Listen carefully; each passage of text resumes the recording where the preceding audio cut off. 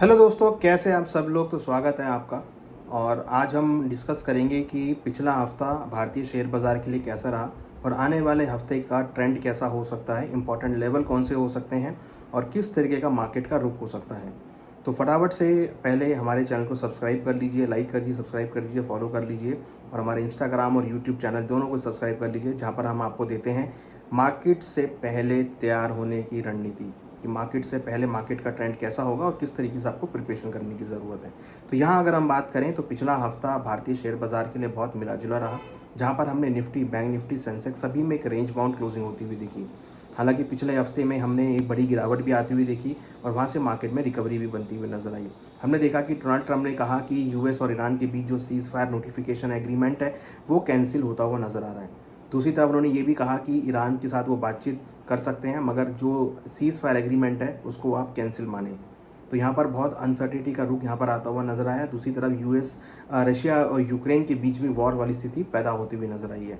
तो बहुत अनसर्टिनिटी का माहौल हमने पूरे विश्व में आते हुए देखा है, जिसकी वजह से हमने देखा कि शेयर बाजार ग्लोबल लेवल पर और डोमेस्टिक लेवल पर एक रेंज में क्लोज होते हुए नजर आए। यहाँ अगर हम बात करें तो निफ्टी फाइनली 24,206 के लेवल पे क्लोज हुई। बैंक निफ्टी के अंदर हमने करीबन 58,045 के लेवल्स पे क्लोज होते हुए देखी। वही हमने सेंसेक्स में करीबन 70,559 के लेवल पर मार्केट बंद होती हुई नजर आई। तो हमने देखा कि भारतीय शेयर बाजार एक रेंज में रहा। हालांकि रुपये के अंदर यहाँ पे डेप्रिसिएशन देखने को मिला। दूसरी तरफ small cap Nifty, mid cap Nifty सभी के अंदर एक रिकवरी का ट्रेंड देखने को मिला। तो हमने देखा भारतीय शेयर बाजार में कहीं ना कहीं एक मिला जुला कारोबार आता हुआ नजर आया। अब अगला हफ्ता कैसा हो सकता है, क्योंकि पिछले 48 घंटों में हमने देखा कि यूएस और ईरान के बीच जो मिलिट्री एक्शन है, मिसाइल एक्शन है, वो बढ़ता हुआ नजर आया है।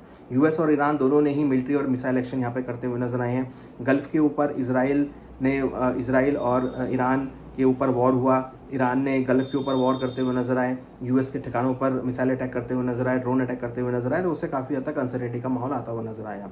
तो अगर हम बात करें सोमवार की, तो सोमवार को या अगले हफ्ते मार्केट में अगेन आपको बहुत मिला जुला कारोबार देखने को मिल सकता है, मगर ये लगता है कि शायद वॉर की वजह से ज़्यादा तेजी यहाँ पर आपको देखने को नहीं मिलेगी या एक कॉशियस अप्रोच आपको लगानी पड़ेगी। मार्केट अपने रेजिस्टेंस लेवल को अगर ब्रेक करेगा तो यहाँ पर तेजी देखने को मिलेगी।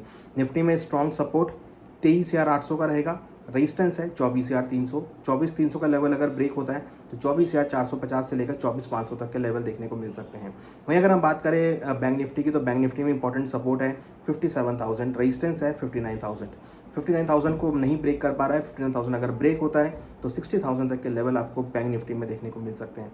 सिमिलरली सेंसेक्स में 76,000 स्ट्रॉन्ग सपोर्ट रिएक्ट कर रहा है और ऊपर में करीबन 79,000 का स्ट्रॉन्ग रेजिस्टेंस रिएक्ट हो रहा है। तो यहाँ अगर आप देखेंगे तो सेंसेक्स में अगर 79,000 का लेवल ब्रेक होता है तो 80 से लेकर 82,000 तक के लेवल आपको सेंसेक्स में देखने को मिल सकते हैं। इंपॉर्टेंट है कि मार्केट अपने रेजिस्टेंस लेवल को ब्रेक करे, बट वहाँ पे अपने लेवल्स को ब्रेक नहीं कर पा रहा है।